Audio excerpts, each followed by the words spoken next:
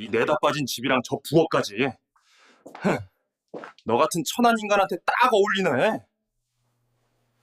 치매를 앓던 시어머니가 세상을 떠난 후 3년 동안 지극정성으로 수발을 들었던 며느리가 남편에게 받은 것은 감사의 인사가 아니라 길가에 버려진 낡은 신발짝처럼 비정한 버림이었습니다. 저 더러운 아궁이도 다 가져가 버려. 가슴에 비수처럼 꽂힌 그 말. 하지만 누가 알았겠습니까? 그 비정함이 상상조차 할 수 없는 운명의 시작이 될 줄은요. 평창 상월의 추위 속에 홀로 남겨진 여인 이지아는 이혼 위자료로 받은 유일한 재산인 다 허물어져가는 흙집의 아궁이 깊숙한 곳에서 기이한 물체를 발견했습니다. 떨리는 손이 그 물건에 닿는 순간 며칠 전 시어머니가 이글거리는 아궁이 불을 멍하니 바라보며 남겼던 기묘한 당부가 귓가에 맴돌았습니다. 며느라 명심해라. 무슨 일이 있어도 이 부엌의 불씨를 절대 꺼뜨리지 말거라. 지아가 그 물건을 빗속으로 꺼내는 순간 그녀의 인생은 꿈에서도 상상해 본 적 없는 방향으로 바뀌게 되었습니다. 하지만 잠시만요. 아궁이 속의 비밀을 파헤치기 전에 시간을 거슬러 올라가 이 착한 여인을 막다른 길로 몰아넣은 눈물겨운 비극부터 확인해 봅시다. 준비되셨다면 구독 버튼을 누르고 댓글로 소감을 남겨주세요. 자, 이제 깊게 숨을 들이마시세요. 이 이야기는 당신을 극도로 분노하게 만들면서도 가슴 미어지게 할 테니까요. 도립병원 장례식장의 공기는 매캐한 향냄새로 가득했고 무거운 침묵이 모든 것을 감싸 아나 평창 상월의 서리보다 더 차갑게 느껴졌습니다. 재단 위 시어머니의 영정사진은 마치 이승의 짐을 다 내려놓은 듯 온화하게 웃고 있었지만 그 미소와는 정반대로 며느리 지아의 모습은 처참했습니다. 상복을 입은 외동 며느리는 바닥에 엎드려 있었고 빗물에 젖은 솜처럼 축 처진 앙상한 어깨는 애처로웠습니다. 지아에게 지난 3년은 삶이 아니라 생존을 위한 투쟁이었습니다. 중증 알츠하이머를 앓던 시어머니는 밤낮을 구분하지 못했고 눈보라가 치는 날에도 집을 나가 헤매곤 하여 지아는 애타는 마음으로 온 언덕을 뛰어다녀야 했습니다. 그 혹독한 세월 동안 도시 처녀의 고운 손은 가뭄든 논바닥처럼 갈라졌고 손톱은 재와 바틸로 인해 검고 거칠어졌습니다. 그런데도 부산에서 사업을 한다던 법적인 남편 박민주는 그 3년 동안 추석이나 설날, 명절조차 코빼기도 비치지 않았습니다. 그는 늘 사업이 바쁘다는 핑계를 댔고 안부 전화 한 통 없이 가끔 전화로 고함이나 치며 몇 푼 안 되는 돈을 던져줄 뿐이었습니다. 당신은 맏며느리잖아. 당연히 해야 할 일이지. 징징거리지 마.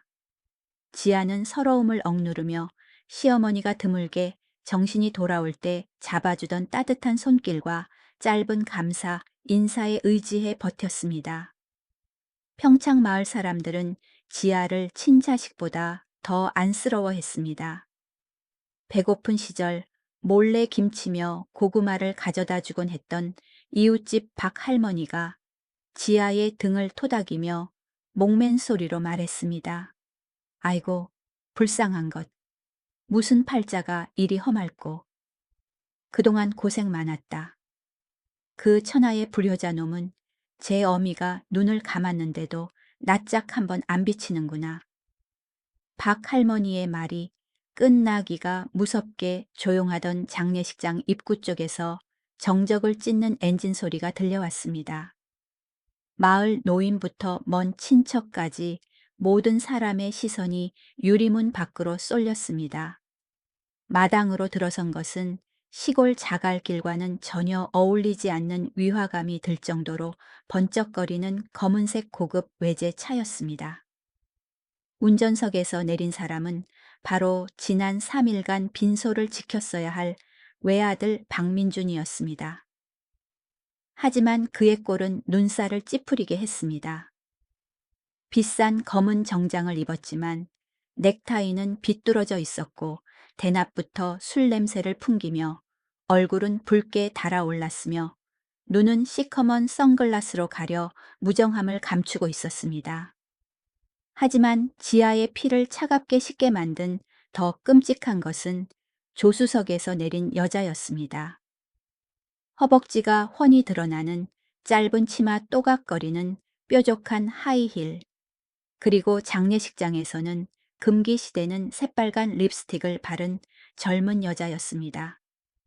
그녀는 민준이 부산에서 대놓고 만나는 내연녀 최소윤이었습니다. 그녀는 민준의 팔짱을 끼고 교태를 부리며 주변의 시선 따위는 아랑곳하지 않고 콧노래를 흥얼거렸습니다. 마당에서 전을 부치던 아주머니들은 입을 다물지 못한 채 젓가락을 떨어뜨렸습니다. 수군거림은 곧 분노의 물결로 바뀌었습니다. 민준과 소윤이 뻔뻔하게 빈소로 들어서려 하자 참다 못한 박할머니가 문 앞을 가로막고 민준의 등짝을 세게 내리쳤습니다. 이 천하의 나쁜 놈아, 네가 사람이냐? 어미 시신이 아직 식지도 않았는데 여기가 어디라고 저런 요망한 년을 데리고 와. 민준은 인상을 찌푸리며 선글라스를 벗었습니다. 그의 눈에는 슬픔이라고는 티끌 만큼도 없었고 마치 파리가 꼬인 듯한 짜증만이 가득했습니다. 그는 턱을 치켜들고 비아냥거렸습니다. 이 할망구는 왜 이래? 시끄럽게 남의 집안일에 왜 동네 할망구들이 나서서 난리야 비켜. 박 할머니가 분에 못 이겨 퍼부었지만 여우 같은 소유는 코를 막고 민준의 등 뒤로 숨으며 인상을 썼습니다. 오빠, 무슨 냄새가 이렇게 역겨워. 온통 노인네 냄새랑 싸구려 기름 냄새뿐이잖아. 내가 이런 시골 구석엔 오기 싫다고 했잖아.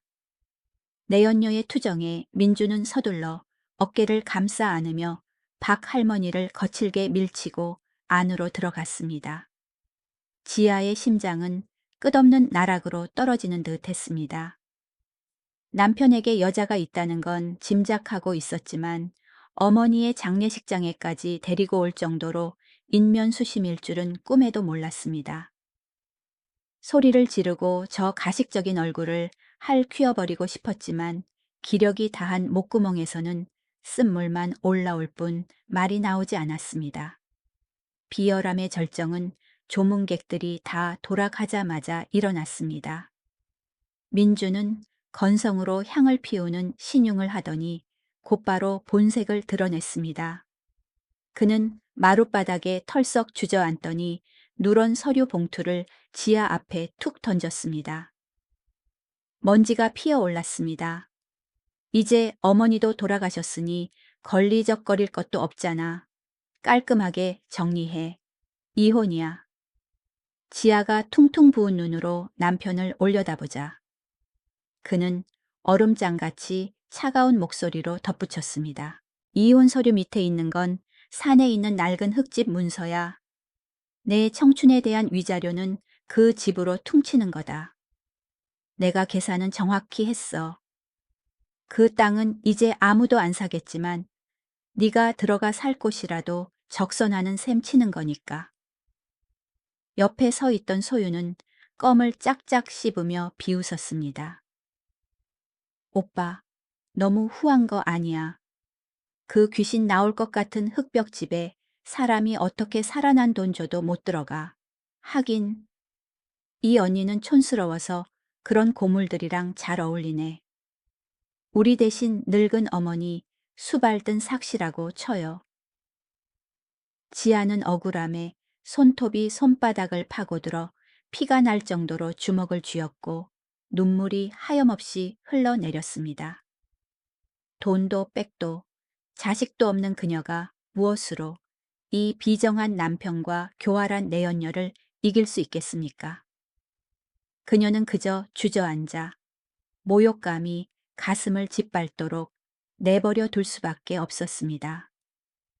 이 눈꼴 시린 광경을 지켜보던 강도현, 민준의 초등학교 동창이자 근처 사과 농장 주인으로 지난 몇 년간 지아를 남몰래 도와왔던 그은 분노를 참지 못했습니다. 그는 주먹을 불끈 쥐고 민준의 멱살을 잡으려 했습니다. 하지만 민준은 도연을 거칠게 뿌리치며 경멸 섞인 웃음을 흘리고는 옛 친구를 위아래로 훑어보았습니다. 뭐야, 네가 영웅이라도 돼서 미인을 구하시게 유유상종이라더니 흙 파먹고 사는 촌놈들끼리 아주 잘 어울리는구만. 계속 그 의리놀이나 해라. 바로 그때 낡은 부엌 쪽에서 소윤의 날카로운 비명소리가 들렸습니다. 어머, 오빠 이것 좀 봐. 이 옛날식 아궁이 진짜 더러워 죽겠어. 요즘 세상에 누가 이런 시커먼 연탄 아궁이를 써. 무슨 원시시대도 아니고 징그러워. 민주는 그곳을 흘끔 보더니 지아를 향해 도끼 어린 미소를 지었습니다. 들었지 너한테 딱 어울리네. 저 더러운 아궁이 너한테 다 줄게. 저 낡은 집으로 가져가서 평생 끌어안고 살아라. 결국 강요와 끊임없는 모욕을 견디다 못한 지아는 절망 속에서 떨리는 손으로 이혼 서류에 서명했습니다. 고급 승용차는 굉음을 내며 떠났고 불륜 커플의 웃음소리와 흙먼지만이 썰렁한 마당에 홀로 남은 지아를 감쌌습니다. 이제 그녀의 유일한 재산은 이혼 서류 한 장 평창 언덕, 꼭대기에 100년 된 낡은 흙집, 그리고 전 남편이 경멸하며 던져준 낡은 아궁이뿐이었습니다.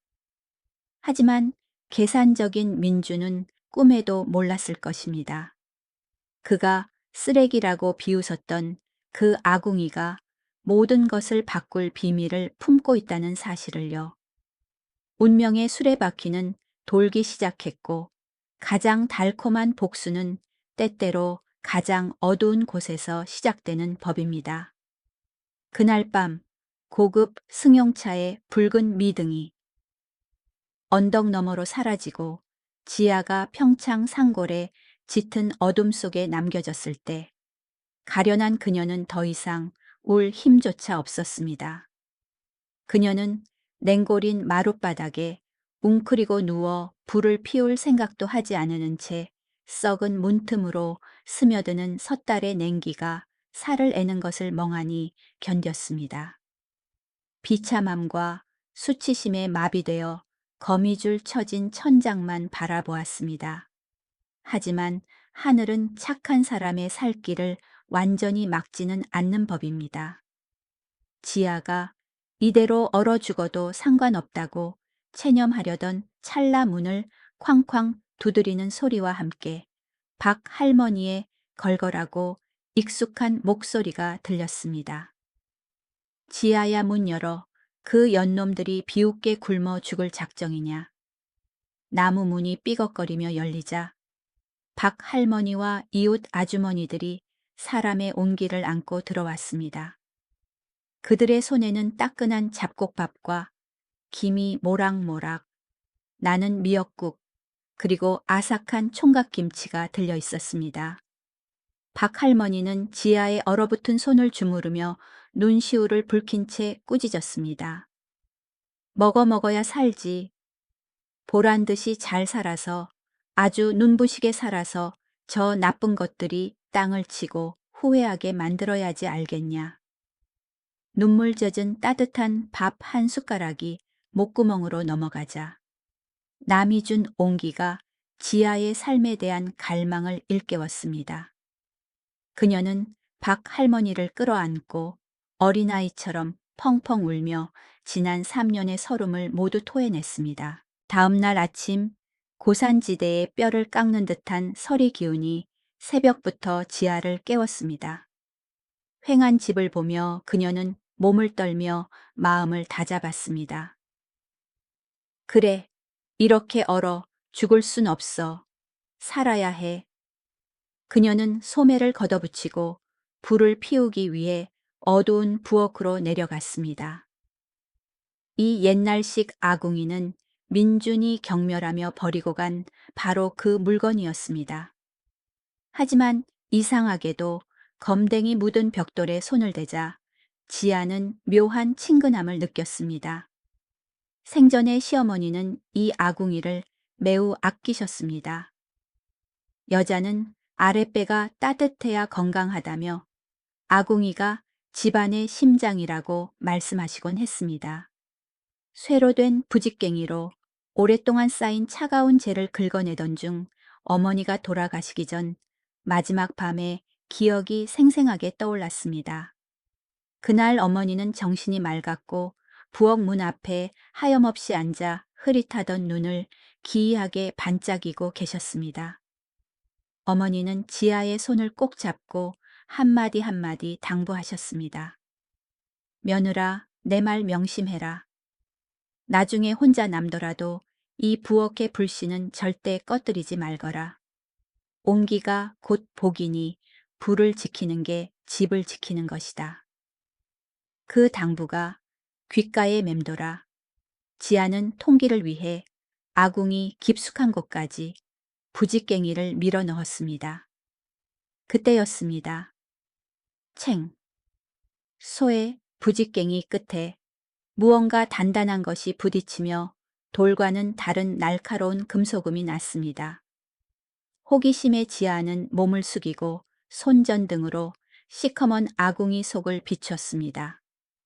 눈을 가늘게 뜨고 보니 녹슬고 두꺼운 철제 손잡이가 아궁이 가장 안쪽 벽, 머리를 들이밀고 닦지 않으면 절대 보이지 않을 위치에 단단히 박혀 있었습니다. 이게 뭐지? 지아는 중얼거렸습니다. 전 먹던 힘까지 짜내어 그 차가운 손잡이를 잡고 자신 쪽으로 힘껏 당겼습니다. 쿠광, 쾅, 쾅. 부엌 전체가 심하게 흔들렸습니다. 기름칠하지 않은 금속 톱니바퀴가 맞물려 돌아가는 쇳소리가 귀를 찢을 듯 울렸고 천장에서 먼지가 떨어져 내렸습니다. 지아는 비명을 지르며 집이 무너지는 줄 알고 바닥에 주저앉았습니다. 하지만 아니었습니다. 그녀가 눈을 크게 뜨고 바라보는 앞 아궁이 바닥이 서서히 양쪽으로 갈라지며 스르르 열리더니 마치 첩보 영화에 나오는 비밀문처럼 땅속 깊은 곳으로 이어지는 캄캄한 통로가 드러났습니다. 차가운 바람이 올라왔지만 흙 비린내가 아닌 오래된 먹과 종이 향기가 섞인 냄새가 났습니다. 심장이 터질 듯 뛰는 가슴을 안고 지아는 손전등을 든 채 떨리는 발을 내디뎌 어둠 속 시멘트 계단을 내려갔습니다. 평평한 바닥에 발이 닿자 지아는 벽을 더듬어 옛날식 전등 스위치를 찾았습니다. 딸깍. 낡은 백열등에 노란 불빛이 켜지자 눈앞에 펼쳐진 광경의 지아는 숨이 멎는 듯해 손전등을 떨어뜨리고 말았습니다. 그곳은 고구마나 김치를 저장하는 평범한 창고가 아니었습니다. 두꺼운 벽돌과 정교한 황희 시스템을 갖춘 견고한 비밀 지하실이었습니다. 하지만 그녀를 경악하게 만든 것은 그 안에 놓인 물건들이었습니다. 내 벽을 따라 놓인 자단나무 선반 위에는 매혹적인 빛을 발하는 도자기들이 줄지어 있었습니다. 정교한 항무늬가 새겨진 비취색 고려청자 보름달처럼 매끄러운 조선백자 그리고 대나무 통에 보관된 고서화들까지. 지아는 골동품에 대해 잘 몰랐지만 한눈에 봐도 그 가치가 상상을 초월한다는 것을 알 수 있었습니다. 놀라움이 차에 가시기도 전에 그녀의 시선은 구석에 조용히 놓인 큰 항아리들에 꽂혔습니다. 뚜껑이 대충 덮여 있었습니다. 떨리는 손으로 뚜껑 하나를 열었습니다. 쌀도 된장도 아니었습니다. 눈부신 황금빛이 그녀의 얼굴을 비췄습니다. 항아리 안에는 옛날 방식으로 주조된 순금 골드바가 차곡차곡 쌓여 묵직하게 들어차 있었습니다. 그리고 옆 항아리에는 누렇게 변한 땅 문서들이 가득했는데 찍힌 붉은 도장은 여전히 선명했습니다. 부산 신도시 개발 지역의 토지 소유권 증서, 아무도 거들떠보지 않던 시절의 강남 금싸라기 땅들. 알고 보니 시댁, 정확히 말하면 시어머니의 가문은 민준조차 전혀 알지 못했던 엄청난 알부자였던 것입니다. 지하실 중앙의 작은 나무 탁자 위에는 옥비녀로 눌러놓은 편지 한 통이 정갈하게 놓여 있었습니다. 지아는 편지를 집어들었고 시어머니의 익숙한 흘림체를 알아보자 손이 심하게 떨렸습니다. 나의 딸 지아에게 네가 이 글을 읽고 있다면 내 말을 따라 이 차가운 부엌의 불씨를 끝까지 지켰다는 뜻이겠지. 나는 네가 그럴 줄 알았다. 그리고 오직 너만이 그럴 수 있다는 것도 알았다. 이 지하실의 물건들은 우리 가문이 역사의 풍파 속에서 지켜온 유산이다. 내 아들 민준놈은 심성이 좁고 도박과 술을 좋아해서 이 재산을 알게 되면 하룻밤 만에 다 날리고 객사할 놈이다. 그래서 나는 치매에 걸린 척 연기하며 그놈이 가장 경멸하는 곳, 낡고 더러운 아궁이 속에 이 모든 것을 숨겼다. 나는 하늘을 두고 마지막 도박을 했다. 이 황량한 집에 남아 따뜻한 불을 피우는 사람에게 모든 것을 물려주기로 결심한 것이다. 지아야 피 한 방울 섞이지 않았지만 내 배 아파 낳은 자식보다 더 효성스러웠던 며느리야. 밤새워 내 다리를 주물러 주던, 밤들 뜨거울까봐 호호 불어가며 떠먹여 주던 죽 한 숟가락. 나는 다 기억한다. 내 가슴에 다 새겨두었다. 네가 바로 나의 유일하고 합당한 상속자다. 이 재산으로 보란 듯이 떳떳하게 고개를 들고 살아라, 내 딸아. 엄마는 하늘에서도 항상 너를 지켜볼 것이다. 마지막 줄을 읽으며 지아는 편지를 가슴에 품고 지하실 바닥에 주저앉아 펑펑 소리내어 울었습니다.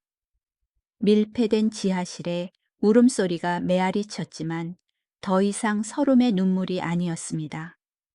그것은 감동의 눈물이었고 시어머니가 자신에게 준 무한한 사랑에 대한 눈물이었습니다. 어머니는 미치지 않았습니다. 마지막 순간까지 그 맑은 정신으로 효심 깊은 며느리를 위해 살 길을 마련하고 단단한 방패를 준비해 주셨던 것입니다. 민주는 쓰레기 같은 아궁이 때문에 그녀를 버렸지만 그는 자신의 잔인함과 어리석음이 전처에게 거대한 불을 바치게 될 줄은 꿈에도 몰랐을 것입니다. 지아는 눈물을 닦고 일어섰습니다.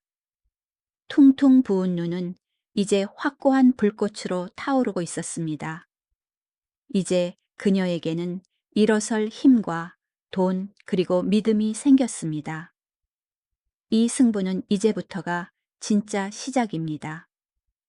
유언장과 막대한 재산을 손에 쥐자 막연한 두려움이 지아의 마음속에 스며들기 시작했습니다. 그녀는 민준의 탐욕스러운 본성을 누구보다 잘 알고 있었기에 그가 돈 냄새를 맡으면 굶주린 들개처럼 달려들어 물어뜯을 것이 뻔했습니다. 극도의 불안감 속에서 그녀가 가장 먼저 그리고 유일하게 떠올린 사람은 강도현이었습니다. 말수는 적지만 따뜻한 눈빛을 가진 그 남자는 지난 3년 동안 묵묵히 무너진 울타리를 고쳐주고 집 앞에 마른 장작을 패다 놓아주곤 했습니다. 지아는 떨리는 손으로 그에게 전화를 걸었고 목소리는 감격에 겨워 갈라졌습니다. 그날 밤 비밀 지하실의 노란 불빛 아래에서 흙투성이 사과 농부였던 도현의 눈빛이 순식간에 달라졌습니다. 그의 눈이 가늘어졌고 거친 손은 도자기를 마치 신주 단지 모시듯 조심스럽게 다루었습니다. 아내를 잃은 슬픔에 평창 상홀로 귀농하기 전 도현이 한때 경주의 골동품 거리에서 전설적인 감정사, 신의 손으로 불렸다는 사실을 아는 사람은 거의 없었습니다. 지아 씨, 지금 뭘 가지고 있는지 알아요? 도현이 쉰 목소리로 내뱉었습니다. 이건 평범한 골동품이 아닙니다. 국보급이에요. 이 고려청자 매병. 이거 하나면 강남 빌딩 열차에는 사고도 남습니다. 그의 확신에 찬 말에 지아는 다리에 힘이 풀렸지만 도현이 곧바로 잡아준 손의 온기에 안정을 되찾았습니다. 그는 목숨을 걸고 그녀와 이 보물을 지키겠다고 약속했고 예전의 비밀스런 인맥을 통해 금고의 일부를 처분하여 사업 자금을 마련하도록 도와주었습니다. 불과 몇 달 만에 효부 며느리의 인생 역전 소식은 온 동네에 퍼졌습니다. 비가 새던 흙집은 황골탈퇴했습니다. 겉모습은 남들의 눈을 피하기 위해 소박한 옛 모습을 유지했지만 내부는 내진 설계된 강철로 보강하고 최첨단 적외선 보안 시스템을 설치했습니다. 지아 또한 더 이상 낡은 옷을 입은 초라한 여인이 아니었습니다. 깔끔하게 다듬은 머리 융이 나는 피부 우아한 옷차림은 그동안 묻혀있던 그녀의 기품을 드러냈습니다. 도현이 트럭을 몰고 지아를 태워 장을 보러 다니는 모습이 자주 목격되었고 서로를 바라보는 다정한 눈빛에 평창 마을 사람들은 모두 꿈 같은 결혼식을 기대하며 칭찬을 아끼지 않았습니다. 평화로운 이곳과는 대조적으로 부산 해운대의 부촌에 사는 민준의 삶은 지옥으로 추락하고 있었습니다. 위태롭던 냉동식품 사업은 위생 논란으로 결국 파산하고 말았습니다. 돈을 물쓰듯 하던 내연녀 소유는 마지막 남은 자금마저 명품 가방과 밤샘 유흥으로 탕진해 버렸습니다. 문신을 한 사채업자들이 들이닥쳐 가게를 때려 부수고 속옷까지 압류하려던 때 소유는 사립 탐정을 시켜 지아를 뒷조사한 사진을 우연히 보게 되었습니다. 사진 속 지아는 번듯한 집 앞에서 새 차에서 내리며 환하게 웃고 있었습니다. 오빠, 이것 좀 봐. 소윤이 질투와 탐욕으로 눈을 부라리며 소리쳤습니다. 제호 촌년이 무슨 돈이 있어서 집을 저렇게 고쳐 차도 사고 옷도 사고 분명 그 노망난 할망구가 오빠 모르게 금덩이라도 숨겨둔 게 틀림없어. 저건 오빠 돈이야 우리 돈이라고 당장 가서 뺏어와야 해. 탐욕에 눈이 먼 민주는 지푸라기라도 잡는 심정으로 으르렁거렸습니다. 저런 나쁜 년 감히 날 속여. 즉시 두 파렴치한 인간은 남은 고물차를 몰고 미친 듯이 평창으로 향했습니다. 그들은 지하의 집 마당으로 들이닥쳐 문을 발로 차며 재산 분할을 요구하며 행패를 부렸습니다. 하지만 그들을 맞이한 건 예전의 약하고 순종적인 아내가 아니었습니다. 지아는 마루 앞에 팔짱을 끼고 서서 날카로운 눈빛으로 그들을 쏘아보았고 그 옆에는 든든한 수호신처럼 도현이 삽을 들고 버티고 서 있었습니다. 이혼했고 서류에 도장 다 찍었어. 당장 내 집에서 꺼져. 지아의 서리빨 같은 호통에 민주는 흠칫 놀라 뒷걸음질 쳤습니다. 도현이 한 발짝 다가서며 낮게 으르렁거렸습니다. 한 번만 더 여기 얼씬거리면 내 주먹이 가만히 있지 않을 겁니다. 때마침 박 할머니와 마을 청년들이 소란을 듣고 경운기를 몰고 와 대문을 에워쌌습니다. 마을 사람들의 기세에 눌린 민준과 소유는 씩씩거리며 차를 타고 도망쳤지만 그들의 눈에는 음흉한 계략이 서려 있었습니다. 못 먹는 감 찔러나 보자고. 오늘 밤 다시 오는 거야. 분명 네가 말한 그 낡은 아궁이에 돈을 숨겨둔 게 확실해. 소윤이 이를 갈며 속삭였습니다. 하지만 뛰는 놈 위에 나는 놈 있다고 지아와 도현은 이 짐승만도 못한 것들의 야욕을 이미 꿰뚫어보고 완벽한 덫을 놓아두었습니다. 그날 밤 산바람이 매섭게 몰아쳤습니다. 두 그림자가 집 뒤편 담장을 몰래 넘었습니다. 상황에 맞지 않게 짧은 치마와 하이힐을 신은 소유는 담을 넘다 진흙탕에 처박혀 얼굴이 흙투성이가 되었습니다. 민준도 꽉 끼는 양복 바지가 철조망에 걸려 찢어지는 수모를 겪었습니다.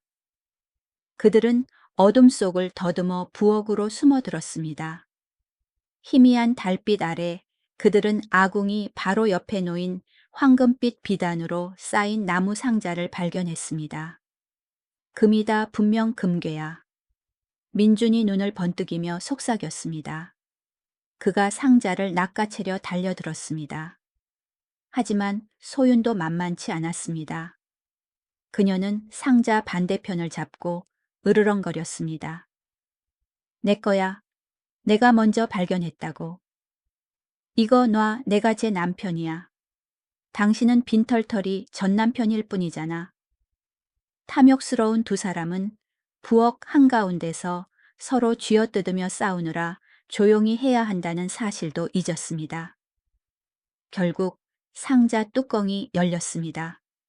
하지만 그 안에는 금빛이라고는 없었습니다. 시어머니가 바틸할 때 입던 낡은 꽃무늬 몸빼 바지 한 벌과 그 위에 큼지막하게 쓰인 쪽지 한 장뿐이었습니다. 도둑놈들, 너희에게 줄 건 없다. 꺼져라. 민주는 얼어붙었고 소유는 미친 듯이 바지를 바닥에 내던졌습니다. 이럴 리 없어. 분명 아궁이 안에 있을 거야. 그녀는 씩씩거리며 시커먼 아궁이 속으로 머리를 들이밀었습니다. 바로 그 순간 탁! 마당 곳곳에 설치된 강력한 서치라이트가 대나처럼 환하게 켜졌습니다. 요란한 사이렌 소리가 밤의 정적을 찢었습니다. 잡아라! 함성이 울려 퍼졌습니다. 지역 경찰과 마을 사람들이 손전등을 들고 사방에서 들이닥쳤습니다. 민주는 사색이 되어 다리가 풀려 주저앉아 빌었습니다. 도연아 친구야. 한 번만 봐줘. 내가 잠시 미쳤었나 봐. 하지만 돌아온 건 도연의 경멸 어린 시선과 지아의 차가운 눈빛뿐이었습니다. 한편 소유는 극도의 공포에 질려 도망치려 뒤뜰로 뛰었습니다. 하지만 하이힐과 어둠 때문에 발을 헛디뎌 도현이 사과나무 거름으로 쓰려고 파놓은 똥구덩이 퇴비장에 머리부터 처박히고 말았습니다. 아, 사람 살려 냄새나. 소윤의 비명소리에 근엄하던 경찰들조차 웃음을 터뜨렸습니다. 수갑을 차고 끌려가는 민준과 똥물을 뒤집어 쓴 내연녀의 모습은 평창 역사상 가장 통쾌한 웃음거리가 되었습니다. 다음 날 아침 파산한 사업가의 우스꽝스러운 절도 행각은 신문 지면을 도배했습니다. 민주는 자유와 돈을 잃었을 뿐만 아니라 인간으로서의 마지막 명예까지 스스로 진흙탕에 처박아 버렸습니다. 배신자에 대한 가장 적절한 처벌은 때로는 거창한 것이 아니라 스스로 치욕 속에 파멸하게 내버려 두는 것입니다. 배신자의 비극은 차가운 수갑에서 끝나지 않았습니다. 민준이 재판을 기다리며 구치소에 있을 때 소윤이 면회를 왔습니다. 그녀는 유리병 너머로 서럽게 울며 온갖 감언이설로 민준을 꼬드겨 최고의 변호사를 선임해 주겠다 며 전 재산 위임장에 서명하게 만들었습니다. 공포에 질려 여전히 진정한 사랑을 믿었던 멍청한 민주는 망설임 없이 서명했습니다. 하지만 앞불사 잉크가 마르기도 전에 소유는 돌변했습니다. 그녀는 민준의 차 할부 남은 아파트 남은 세간살이까지 모두 헐값에 팔아치우고 돈을 챙겨 해외로 도주해 연락을 끊어버렸습니다. 민주는 훔치려던 몸빼 바지가 금전적 가치가 없어 중죄를 피하고 풀려났지만 철문을 나선 그는 말 그대로 빈털터리였습니다. 집도 차도 돈도 명예도 없었습니다. 오만했던 사장님은 이제 부산역을 떠도는 누더기 입은 노숙자가 되었습니다. 낮에는 빈 병을 줍고 밤에는 차가운 바닥에 신문지를 깔고 자리를 차지하려 싸웠습니다. 비가 억수같이 쏟아지던 어느 날 밤 차갑게 굳은 주먹밥을 떨리는 손으로 입에 가져가던 민주는 갑자기 짠 눈물을 흘렸습니다. 배고픔과 추위 수치심 속에서 야근하고 돌아오면 지아가 끓여주던 김이 모락모락 나는 된장찌개의 기억이 선명하게 떠올랐기 때문입니다.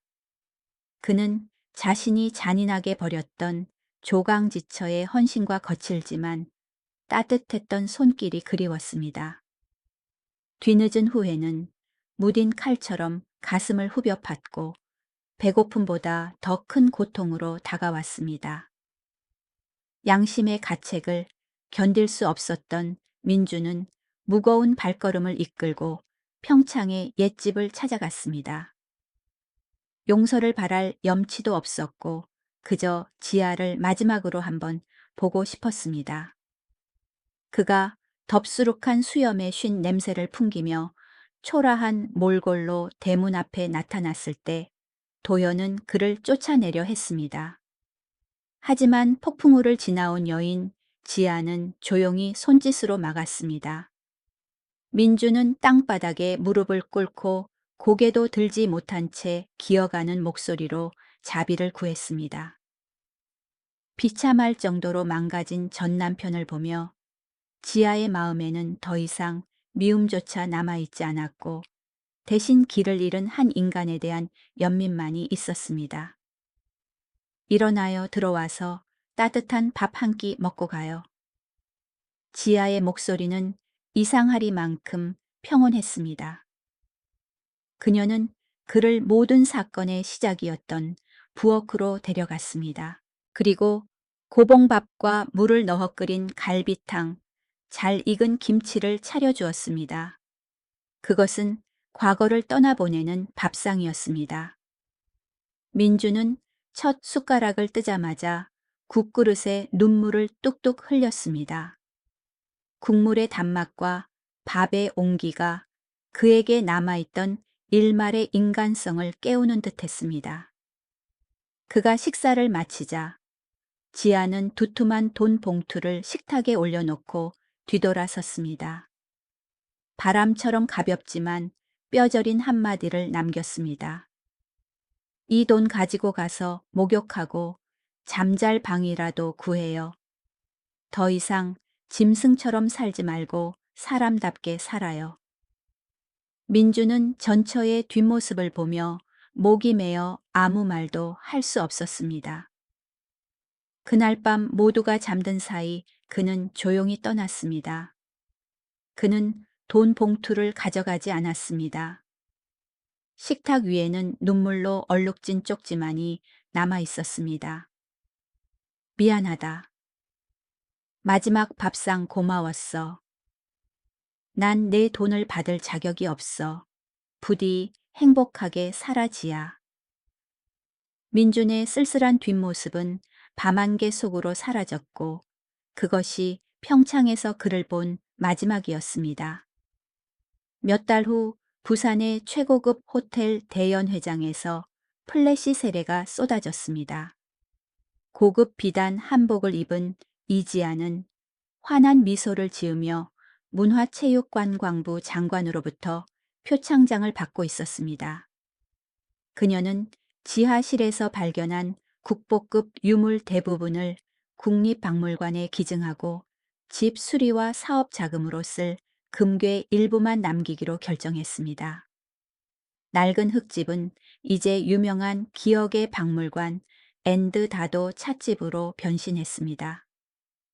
관광객들은 이곳에서 향긋한 차를 즐길 뿐만 아니라 효심과 기적 같은 보답의 이야기를 간직한 비밀, 지하실 입구를 강화 유리를 통해 구경하곤 했습니다. 그 해봄은 여느 때보다 일찍 찾아왔습니다. 하얀 매화꽃이 평창 언덕을 뒤덮으며 만개했습니다. 그날은 바로 지아와 도현의 결혼식이었습니다. 화려한 예식장 대신 집 마당의 늙은 감나무 아래에서 식을 올렸습니다. 평창 마을 사람들이 모두 모여 명절보다 더 시끌벅적하고 웃음꽃이 피었습니다. 늙은 박 할머니는 지아의 손을 꼭 잡고 눈물을 글썽겼습니다. 아이고 내 딸아, 봐라. 드디어 내 손이 따뜻해졌구나. 고진감래라더니 이제 꿀맛 같은 날들만 남았어.